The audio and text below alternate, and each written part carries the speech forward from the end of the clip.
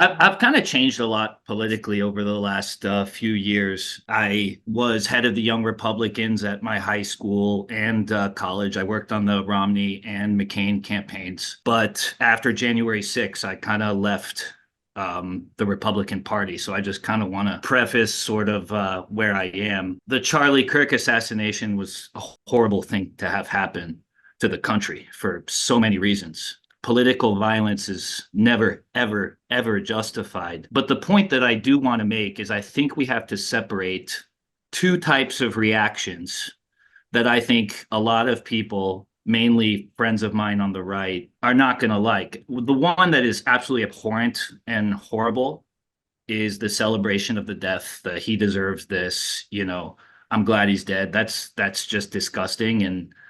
But what worried me a lot about what JD Vance was talking about yesterday is that we're targeting, stuff like George Soros. And I'm not sure that's really that vindictive nature is in the right spirit of unity. I think I candidly, Charlie Kirk, I'll say this right now, is one of the reasons why I left this version of the Republican Party. I did not like the things he said about trans people, minorities, numerous views that I had. That said, he had a family. He did not deserve to die, and that's why this death. And I would say the same about the Melissa Hordman assassination, Josh Shapiro's house being lit on fire. The plague of political violence in this country has been horrible. But is it a valid point in your view to say, well, I don't need to lionize him because I don't agree with the way he lived, and I objectively don't agree with who he was as a person for many reasons. I'm not going to lionize him. That said, his death is a tragedy, and I want to make that very clear. Anyway, that's kind of a nuance that I think we're missing in some respects, where yes, like you can't celebrating his death is an awful thing. That said, I think it's okay to say, I don't think he was a good person, but his death is unacceptable. And what happened to him, the way he died and all that is completely unacceptable. So I don't need to attend a memorial for him or hold a visual. Like they were criticizing Democrats for not going to the vigil for him. I don't think they have to go to a vigil for him. Look, Anyway, I'll just say that's this. all I'm going to say. First of all, I appreciate you coming on. I, I'll agree with you. As I said, you have a right. No one should force you to believe something that you don't, or to support anybody or attend something, because our First Amendment isn't just about speech, it's a freedom of assembly, a freedom of religion. I hated when people said you should go to the White House Correspondents' Dinner. The organization is horrible. Why would I go to a dinner of a group that I don't think? So you have a freedom of assembly as well as a freedom of speech. Go where you want, don't go where you want. That's the beauty of America. I'll defend your right to do any of that stuff. And I think you articulated well. I disagree with you, but you have a right to go where you want, to say what you want, and to handle it, in the respectful way that you did. And I think that you're handling this correctly. Again, I don't agree with your assessment of Charlie, but I respect your right to disagree. And again, if you're a member of Congress and you don't want to go to an event, but I think one of the things that I would respectfully say to you is this is the dynamic at play for us on the right, where we have been criticized for decades for not attending something, for not showing this, and this is the first time that we've ever felt like we've been on the side that is the high ground. If that's appropriate. I don't know to say that after someone was killed. But like what the vice president was talking about yesterday, it's hard to have unity with people who literally are openly talking about hating you. And I think that's the cop out that I But you don't see. think there's Well, but that degree of extremism on both sides, Sean? Yes, Honestly, there is. But see, this yeah. is the problem. And again, this is what annoys me. And I apologize because I'm not. It's when people say both sides, it's like there was an act of violence here and there's an act of violence here. So everybody's equal. No, That's just not how it happened. We have been censored, canceled, shut out of the conversation for decades. And part of the reason that Charlie was doing what he did was because we're not allowed on college campuses. And so the Well, idea that somehow that it's equal is just not fair. All of these folks in the media who've literally canceled out any voice on the right, who have dismissed the existence of people with alternative views, suddenly saying take the temperature down. I'm sorry. It's just if you, like I said, go just listen to what the vice president said yesterday at the last 13 minutes of that. It's an understanding of the mindset. At the very least, you understand the mindset of why so many of us feel so passionately about this. and I think Chris, first off, thank you for coming on because you do speak for tens of millions. I mean, Mark says this, and it's been the voices right now getting the most coverage are the tens of millions in mourning for Charlie. But there are tens of millions of people. Charlie Kirk was not their cup of tea, right? And coming on here and saying that is hard in this environment. So thank you for coming on. I think that it is, you're right. You can say it's terrible. And anyone who celebrated, who says somebody deserved this, they got what they had coming, deserves criticism and, losing their jobs or whatever. The public marketplace is speaking on that. And I think appropriately so. I think that where people are saying, hey, I don't like, or I did not like Charlie Kirk. I didn't like some of the things he talked about. And, I don't like Donald Trump. Like, as Sean said, that's part of our politics, right? You disagree. You're talking about substance of things that, were being debated. I think that what is different now is what is being talked about is the tip of the spear, not the kind of herd of the media and public opinion. It is now turning the government loose to come after people, which is a line that is new here a little bit. And I think, Sean, it is hard to hear JD Vance and other people say, well, they hate, but we don't hate.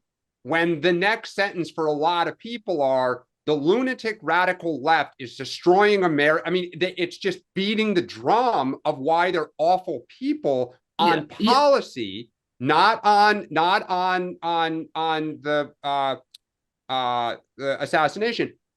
But even the president pivots to just the policy drum of why these people are outrageous and they're going to destroy your country. To Democrats, they hear that as they hate me. Yes. They hate us. But look. But you can't say hate speech is fine, but our hate speech is not good. For two things. One, as I've said, you guys are for the first time hearing what we've heard for our whole lives. I hear you. I went through college. As I said yesterday, in 1993, my college commencement speaker was canceled because they didn't like his position on something. Okay, so this isn't some new thing for those of us on the right. The second thing is, as I noted yesterday, and again, this isn't one poll and it wasn't this year, over and over again, young people in particular on the left believe that violence and even assassination is an acceptable outcome. But the right had the same thing under Biden. On the right, that's just not true. Sean, yeah, but so Sean, this is how surveys. I was head of the Young Republicans at a place called Choate, and Karl Rove was supposed to be our commencement speaker back in 2008. If you look this up, you'll notice several quotes from me at the time. People had uproar. They didn't want Karl Rove coming to speak as our commencement speaker that year. And I remember discussing this with the school, and Karl Rove did end up coming to speak. And what did Karl Rove do? He did not complain. He did not say, well, they're trying to cancel me, they're this. He had a discussion, and I actually think he won over a lot of people. I was on campus as a Republican. I'm more traditional conservative, not really this populist version of the Republican Party, the tariff deportation Republican Party. I'm more the traditional, low taxes, less government Republican Party.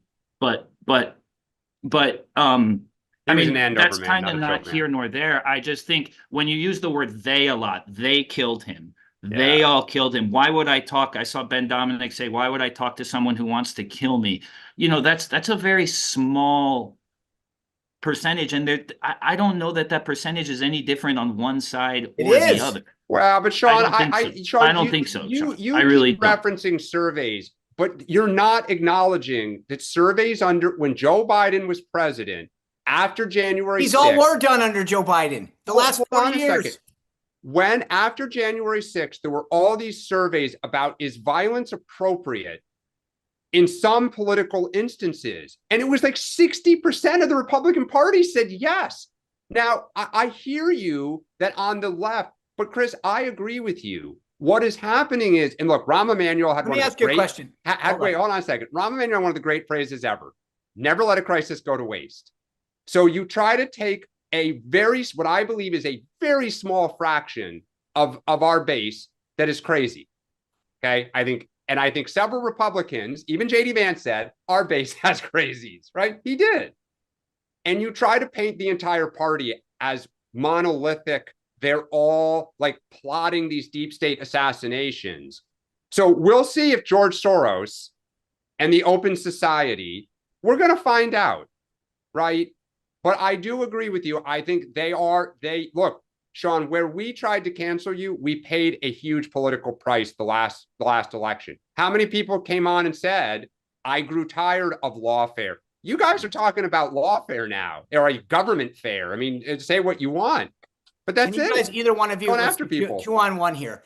Can you name a single Democrat ever canceled from any campus by the right? Not by their own party. The cancellation's all happening now. I hear you. No. Yeah. Hold on. Just answer the question. Can you name a single Democrat ever canceled from any campus in the United States of America ever? Yeah, you can. I mean, it's the more extreme examples. name one. It's Jeremiah Wright. It's it's certainly the more extreme types of people. I didn't know that Jeremiah Wright. Yeah. He was canceled on numerous. It exists for sure. Obviously, by the way, do I agree with you, Sean? Though, by the way, that academia has trended left, and that there could be more voices from the right. Like, of course, I do. But I don't think that's really a valid. I mean, just like you could say that in professional sports, voices on the left aren't. I think that's just that's more of a product of the career path. I don't think that's something to really complain. Chris, thank you for coming on. I would like more conservatives to go out and get PhDs, but they don't. But my point is this: you speak for tens of millions. In industry after industry, academia. You just mentioned professional sports, Hollywood, the media, government, corporate America. There's not one institution, one instance where it goes in the direction of right canceling the left. No, professional sports is way to the right. He's comfortably. Major League Baseball, you wouldn't be able to field a team. He may not be wrong on that, Sean, of the big four sports. Okay, I can't say baseball. If you ever look if you look at an end zone in the NFL, there's the point is that there aren't any institutions where the right gets favored. They all go in one direction, and they all have for a very, very long time. And so, again, this idea of both sidesism it does not hold water. Well, but again, this is two different issues now starting to get conflated. But Chris, we got to go. We're almost at time. Thank you, Chris. Again, thanks a lot, guys. Really appreciate it. Want more great clips like that? I've got an idea. Hit the subscribe button, be part of the Two-Way community, never miss a clip. And you can always watch our full episodes, join them live, go to twoway.tv.